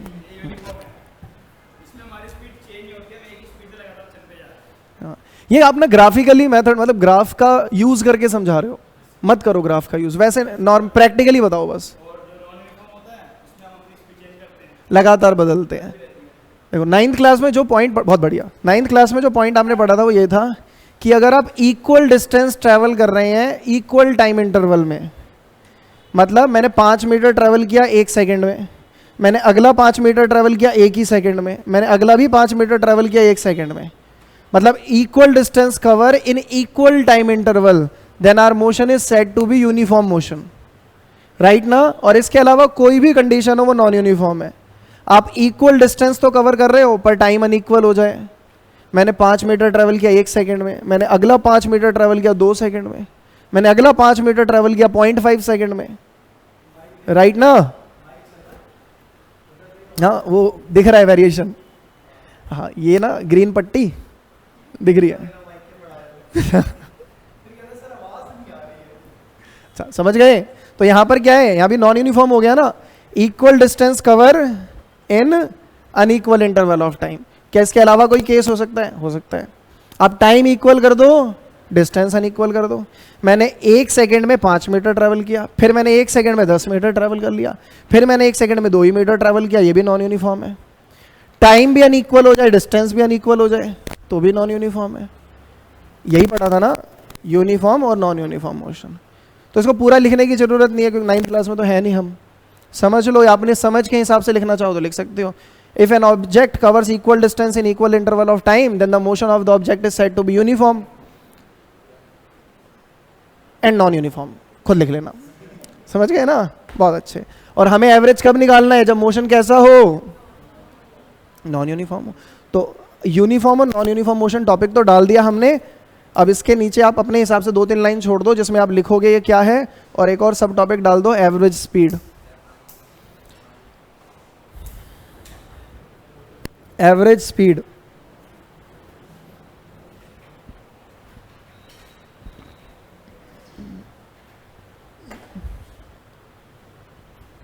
डाल दिया। अब एवरेज स्पीड क्या होगा, समझ तो हमने लिया क्या है, ये total distance cover upon total time taken है। लिख लो, it is defined as the ratio of total distance covered upon total time taken. Total distance covered, total time taken.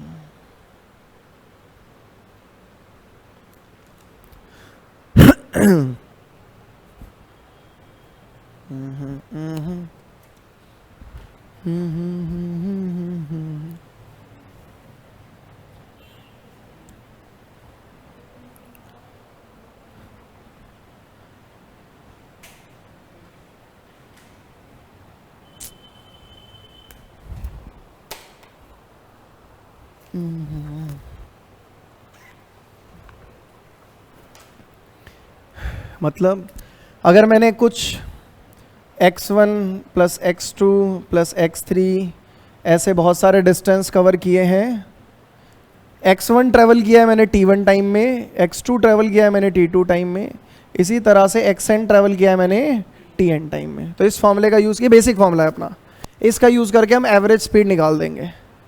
ठीक है, बहुत अच्छे। पर क्या हो अगर डिस्टेंसेस इक्वल हो, केस इफ x1 x2 ये सब आपस में इक्वल हो जाए, डिस्टेंस इक्वल हो जाए, ऐसे क्वेश्चन आते हैं। 9th क्लास का एक क्वेश्चन आपको याद दिलाऊं तो एक बच्चा है, वो मार्केट गया, फिर सेम रूट को फॉलो करते हुए वापस आ गया बट विद डिफरेंट स्पीड, क्योंकि आते वक्त उसे ट्रैफिक नहीं मिला। तो बताओ पूरी जर्नी की एवरेज स्पीड कितनी है।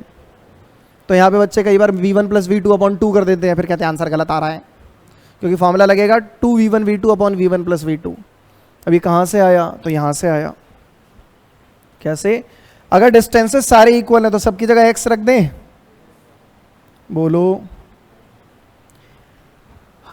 हमें टाइम मान लो नहीं पता, पर हमें ये पता है कि बॉडी ने x जो डिस्टेंस है वो कितने टाइम में कवर किया है, कितनी स्पीड से कवर किया है, सॉरी। तो मैं कहता हूं कि x1 जो डिस्टेंस है वो बॉडी ने किसी v1 स्पीड से कवर किया है, कितने से। तो इसको निकालने के लिए मैं क्या x अपॉन t1 करूंगा, बोलो। तो t1 की वैल्यू क्या आएगी, x अपॉन v1। इसी तरह मेरा t2 क्या आएगा, x upon v2। And similarly tn क्या आएगा, कैच कर पा रहे हो क्या किया ये। इस बार क्या है कि मेरी पूरी जर्नी है जिसमें सारे डिस्टेंसेस x हैं, ये भी x है, ये भी x है, ये भी x है, ये भी x है, सब x है। पर ये वाला ट्रेवल किया है मैंने किसी v1 स्पीड से, ये किसी v2 से, ये किसी v3 से, और ये किसी vn से। ठीक है, अब डिस्टेंसेस तो सेम है पर स्पीड अलग होने की वजह से टाइम अलग अलग होगा ना, बोलो। हाँ, तो यहाँ पर टाइम लगा है कोई t1, ये कवर करने में t2, t3 और tn टाइम लगा है। ठीक है, तो मैंने इस t1 को लिख दिया x और v की टर्म में, चलेगा। Speed is equals to distance upon time ही तो यूज किया है, सारे कर दिए। अब पुट कर दो यहाँ पर t1 की जगह क्या, x upon v1, x upon ठीक है, x को n टाइम ऐड करोगे क्या मिलेगा, x को n टाइम ऐड करोगे क्या मिलेगा, nx मिलेगा। यार कमाल है। अरे रिपीटेड एडिशन ही तो मल्टीप्लीकेशन होता है। 5 को 4 बार ऐड करना, इसका मतलब 5 को 4 से मल्टीप्लाई करना, राइट ना? नहीं, 7 को 20 बार ऐड करो या फिर 7 को 20 से मल्टीप्लाई कर दो। x को n टाइम ऐड करो या x को n से मल्टीप्लाई कर दो, सेम रिजल्ट मिलना है। लिख सकते हैं ना? x को 3 बार ऐड करेंगे 3x, 10 बार करोगे 10x, n बार करोगे nx। x कॉमन ले लो यहां से। अरे क्या हो गया यार, x कॉमन ले लो, क्या मिला? 1/1 कुछ कैंसल हुआ तो क्या आ जाएगा हमारा फॉर्मूला? अच्छा ये v एवरेज का आया ना, v एवरेज आया ना ये, और आया क्या? n अपॉन में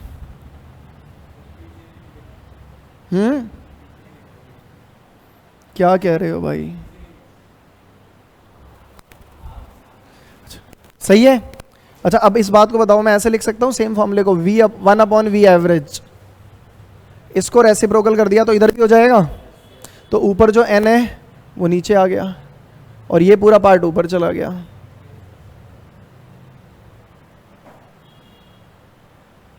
ये आ गया आपका जनरल फॉर्मूला एवरेज निकालने के लिए। कब?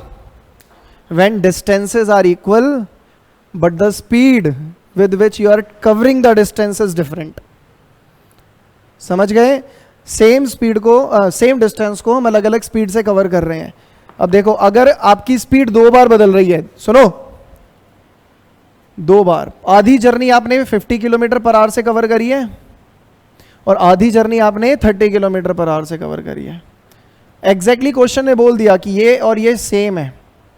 अब हमें कुछ नहीं चाहिए, ना हमें डिस्टेंस चाहिए ना हमें टाइम चाहिए, हम निकाल देंगे एवरेज। ना डिस्टेंस चाहिए ना टाइम चाहिए, हम एवरेज निकाल देंगे। कैसे निकालोगे? यहां पर 1/v एवरेज क्या आएगा आपका? n कितनी बार चेंज आया है? 2 बार चेंज आया है। पहली बार आप किसी v1 स्पीड से चल रहे हो, दूसरी बार किसी v2 स्पीड से चल रहे हो। 1/2 क्या कवर कर रहा हूं मैं? अच्छा दे रहा हूं सर 2 मिनट।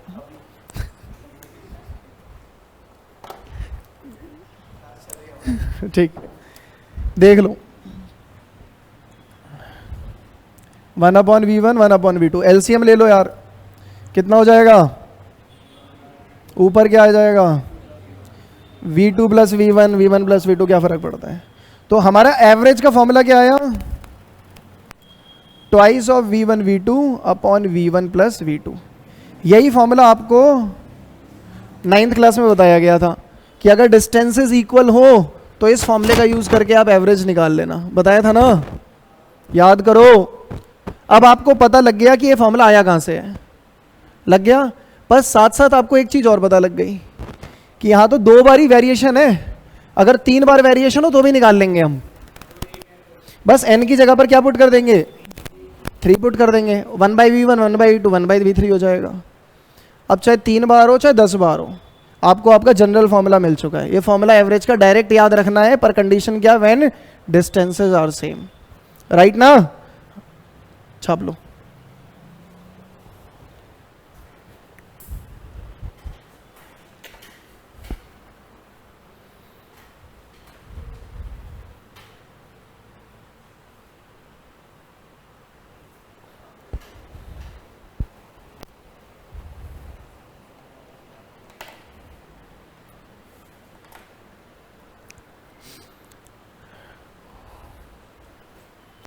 गौरव, गौरव नाम ना आपका? ये जहाँ लॉकर बने हैं देखा है ना आपने एरिया, वो पतला सा लॉकर नंबर 5 में इंक रखी है 2, एक उठा ला।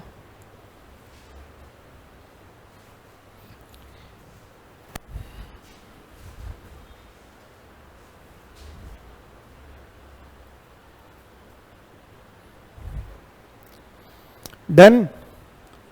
अगर हो गया तो एक क्वेश्चन करें इस पे base.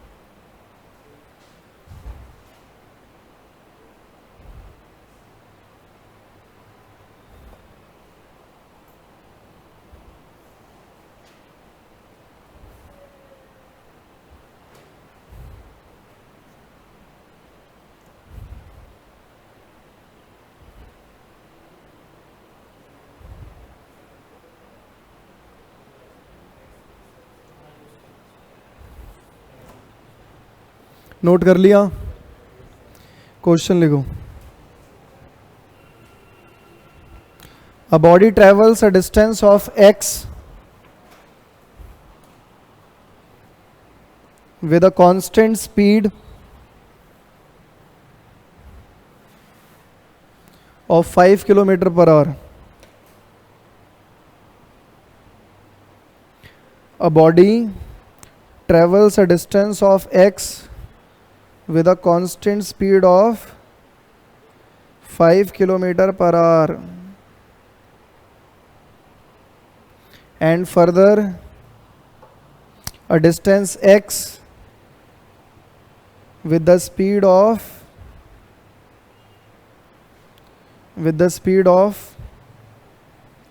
10 km per hour. Find the average speed of the complete journey.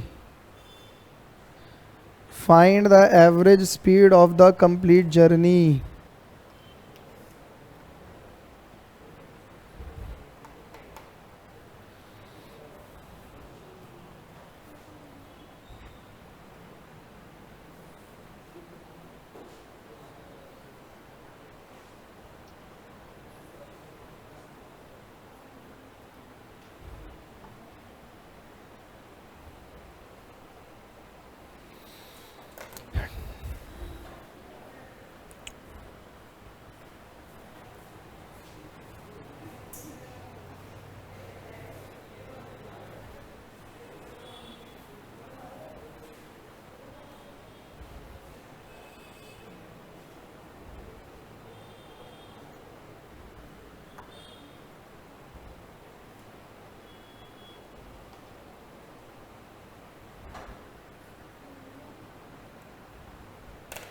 Kavish,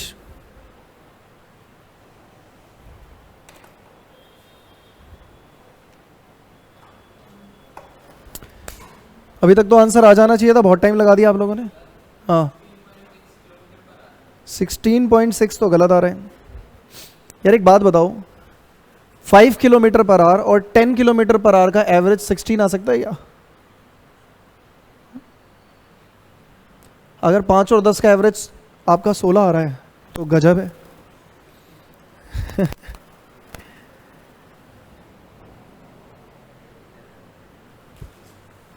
इनके बीच में कोई वैल्यू आनी चाहिए आपकी.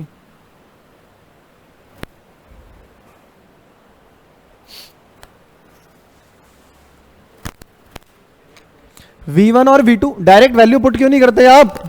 V1 और V2 की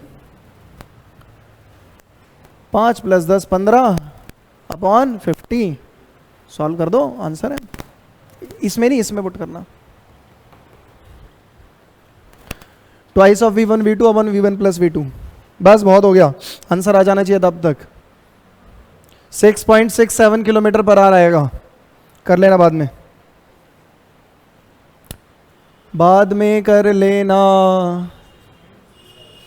हाँ जी, नेक्स्ट टॉपिक डाल दें आप. Instantaneous speed.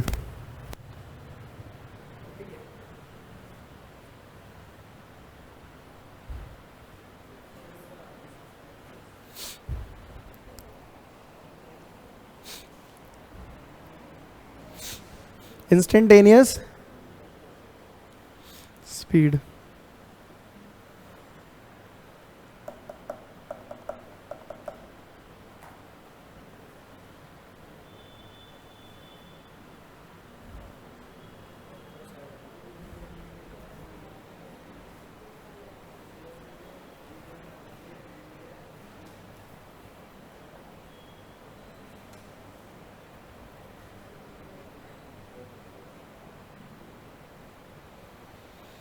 देखो नाम ना खुद बता रहा है कि वो क्या है। इंस्टेंटेनियस स्पीड मतलब किसी एक पर्टिकुलर इंस्टेंट पे स्पीड। जैसे लास्ट टाइम आपने क्या किया, मैंने कितना डिस्टेंस ट्रैवल किया लखनऊ टू दिल्ली 500 किलोमीटर, कितने टाइम में ट्रैवल किया 6 आवर, आपने डिवाइड किया, मेरी एवरेज स्पीड मिल गई आपको, राइट ना। पर अगर मेरे से कोई पूछता कि इस पर्टिकुलर लोकेशन पे बताओ, इस लोकेशन पे बताओ जब ये वाला मोड़ आ रहा था, या इस लोकेशन पे बताओ जहां पर 2 गाड़ियां ठुकी पड़ी थी आप उसके सामने से निकले, समझ रहे हो। आपको जब पूरी जर्नी की स्पीड से लेना देना नहीं होता, जब आपको पूरी जर्नी के किसी एक पर्टिकुलर फिक्स लोकेशन, किसी फिक्स टाइम पर स्पीड जाननी होती है कि इस टाइम पे स्पीड क्या थी, समझ रहे हैं आप, उसे हम क्या बोलते हैं, इंस्टेंटेनियस स्पीड। ठीक है, जैसे ये एक बच्चा है और इसकी प्रवृत्ति है राक्षसी। कैसी? और राक्षसी प्रवृत्ति के बच्चे जो बाइक चलाते हैं वो बहुत तेज चलाते हैं, पता है आपको ये? नहीं, आप तो अच्छी बात है, बढ़िया है। ये बता रहा है कि सर गलत डायरेक्शन में जा रहे हो आप, राक्षसी प्रवृत्ति मेरी है। सुनो सुनो, बात तो सुनो। अब क्या है कि इसकी इन्हीं घटिया हरकतों से परेशान होकर इसके पिताजी ने मेरे को कहा कि सर इसको बहुत बार समझा लिया पर ये मानता नहीं है, कृपया आप इसे डांटें कि बेटा तेज मत चलाओ, इससे कई हादसे हो सकते हैं, अपना नहीं तो किसी और का नुकसान कर सकते हैं आप। सही बात है ना। तो मैंने कहा ठीक है जी समझा देंगे, अब तुमसे ही नहीं संभल रहा तो फिर भी कोशिश करेंगे। मेरी सुन लेता है थोड़ी बहुत ये, तो मैंने इसे धमका दिया कि तेज मत चलाइयो, पर ये चोरी छुपे चलाता है। समझ रहे हो अब क्या होता है? कहानी सुनो थोड़ी सी बस। तो जब भी ये घर से निकलता है, मुझे डिस्टेंस पता है इसके घर से यहाँ तक का, तो जब भी ये घर से निकलता है तो इसके पापा कॉल करके बता देते हैं मेरे को, जी निकल गया। और फिर यहाँ आता है, मैं टाइम देखता हूँ, इतनी जल्दी कैसे आ गया तू, इतना डिस्टेंस इतने कम टाइम में कैसे कवर कर लिया तूने। फिर ये मेरी स्ट्रैटेजी समझ गया कि ये फिजिक्स लगा रहे हैं यहाँ पे, डिस्टेंस अपॉन टाइम करके मेरी स्पीड निकाल लेते हैं ये। तो अब क्या करें, मैं चलाऊंगा तो उसी स्पीड से, पर बीच में थोड़ा मौज करूंगा। अब मैं कहीं जाऊंगा, खा पी लूँगा, किसी दोस्त से मिल लूँगा और उतने टाइम में पहुंचूंगा कि स्पीड ऑन एन एवरेज 30 की आ जाए या 20 की आ जाए। चला के अच्छी है इसकी। तो अब मैं भी धोखे में आ गया, जब भी मिलता हूँ हाँ बढ़िया स्पीड से आए हो, बैठ जाओ, समझ गए। तो एक बार क्या हुआ ना कि ये अपनी राक्षसी प्रवृत्ति से मजबूर होकर तेज बाइक चलाते हुए निकला। पर इस इंस्टीट्यूट में जो सर पढ़ाते हैं मैथमेटिक्स, ऋषिकेश सर, उन्होंने इसे एक जूस कॉर्नर है यहाँ पे C1 पर है, आजाद जूस कॉर्नर है, आप जानते हैं, वहाँ पर देखा सर ने जूस पीते हुए से, तो ये गोली की स्पीड से, मतलब वो तो ज़्यादा हो गया थोड़ा, 80 की स्पीड से निकला उस रश भरी रोड से। तो सर ने मेरे को तुरंत कॉल करी कि ये तो नहीं माना जी, ये तो 80 की स्पीड से आया है। फिर ये यहाँ पहुँच गया इंस्टीट्यूट पे, एवरेज निकाला मैंने 30 आ रहा है, पर ये वहाँ कितने से जा रहा था। तो मैंने इससे पूछा कि कितनी स्पीड से आए हो भाई बताओ, तो ये भी चला गया सर 30 से आए हो, ये देखो कॉल आ गई होगी आपके पास जब घर से निकला मैं तो। अब पॉइंट क्या है, पॉइंट ये है कि मैं इसकी पूरी जर्नी की एवरेज स्पीड जानना ही नहीं चाहता। मैं जानना चाहता हूं कि मुझे स्पीड बता जब तू आजाद जूस कॉर्नर के सामने से निकला। समझ गए? मतलब मैं एक पर्टिकुलर इंस्टेंट की स्पीड जानना चाहता हूं, इंस्टेंटेनियस स्पीड जानना चाहता हूं। तो जैसे ही मैंने इस आजाद जूस कॉर्नर का नाम लिया, इसके पांव तले जमीन खिसक गई, पता लग गई आज चारा की। तो अब दूसरा उपाय क्या है कि इससे बाइक ही छीन लो कि तू पैदल चलने लायक है, और तू पैदल ही चलेगा। आप दौड़ो वो तो कोई दिक्कत नहीं है, उसमें क्या नुकसान कर लोगे, ज़्यादा मुंह हाथ छिलवा लोगे, वो कोई नहीं, उसका इलाज हो जाएगा। सही बात है ना। बाइक से अगर तो समस्या है। ओके, इंस्टेंटेनियस स्पीड समझ में आई, जब पूरी जर्नी में आप किसी एक पर्टिकुलर लोकेशन की स्पीड जानना चाह रहे हो। समझ गए? ये सब हटा दें।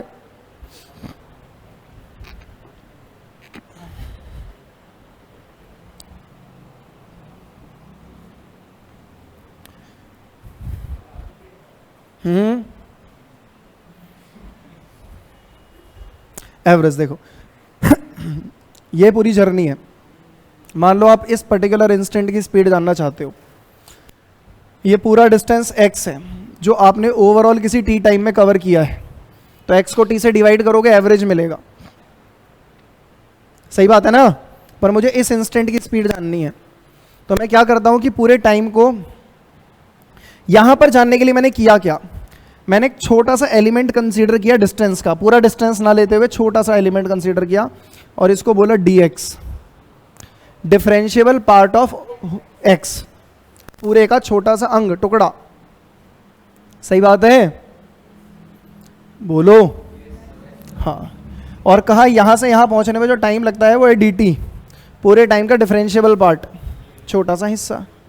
वैसे तो मैं आपको डायरेक्टली बता सकता हूं कि इंस्टेंटेनियस निकालने के लिए आप सिंपल dx बाई dt कर दो, आपको उस इंस्टेंट की स्पीड पता लग जाएगी, और इसी फॉर्मूले को यूज़ करना होता है हमें, राइट ना। पर इससे पहले भी कुछ कहानी आती है कि वेलोसिटी होती क्या है, change in this upon time, right ना। हमने कहा लेना तो आपको चेंज ही है,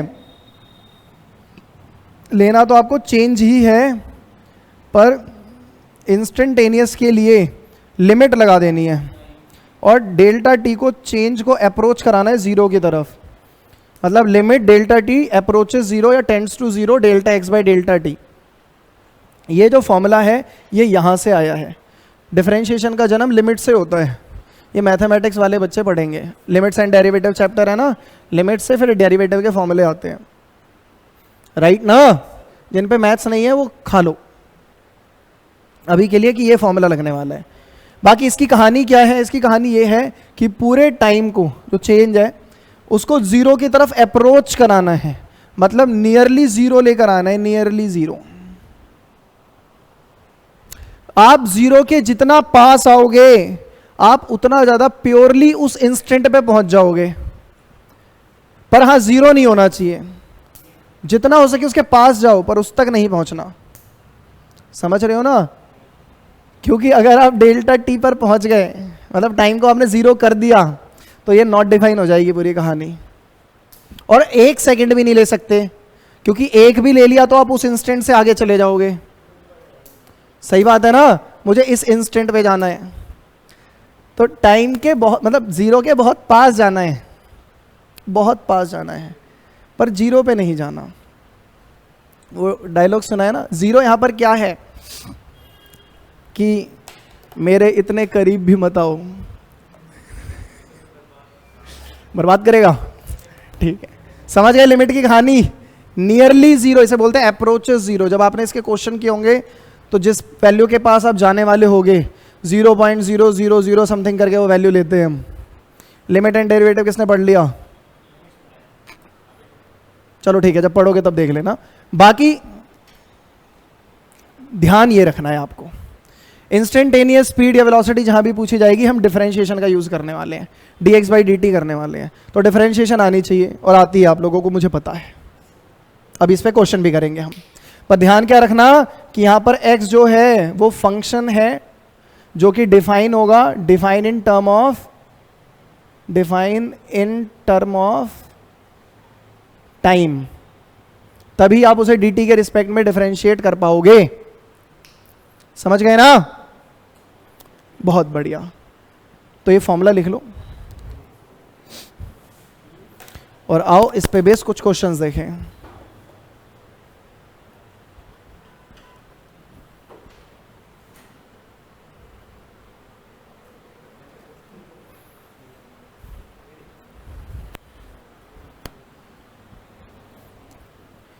क्या हम क्वेश्चंस नेक्स्ट क्लास में देखें? क्या आप लोग थक चुके हैं?